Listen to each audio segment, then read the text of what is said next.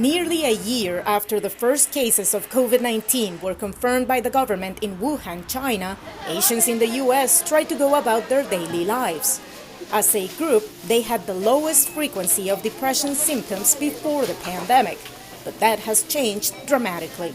I feel horrible, this is like the biggest disaster, probably like ever since I lived. So you just seen on the news, a lot of people dying, but there's some people like around me has died and diagnosed with like COVID-19, and it's like it's awful.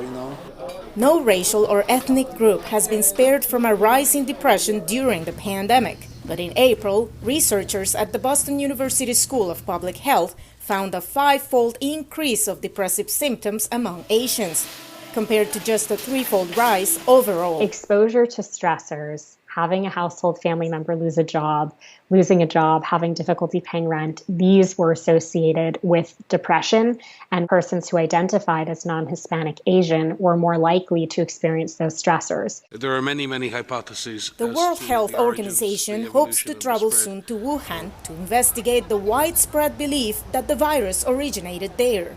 But many Americans already blame China for the virus, and some have targeted Chinese and Asian Americans with racial scorn, adding to the collective stress. At school, I felt it. At my school, we had like a bunch of international kids from China come right around February, March, beginning of this year, and I felt like they were being very attacked. Language matters.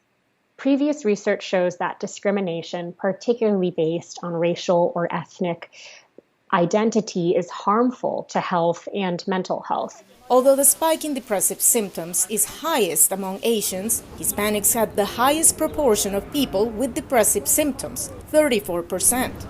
Younger people and low-income Americans reported similar levels in the researcher survey.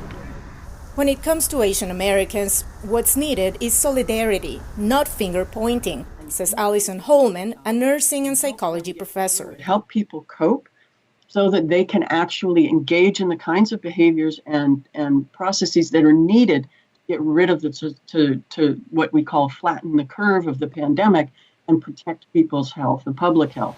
As the holiday season approaches, Holman anticipates additional mental stress. People are going to be holed up in their homes. It's going to be critical for us to be contacting people, calling each other, calling friends and family to help mitigate some of the symptoms of depression or isolation and loneliness that they may experience. Vietnamese Tung Ong agrees on the importance of having strong family ties to boost morale. Talk to your family, even though you don't see them, FaceTime, Skype, that helps.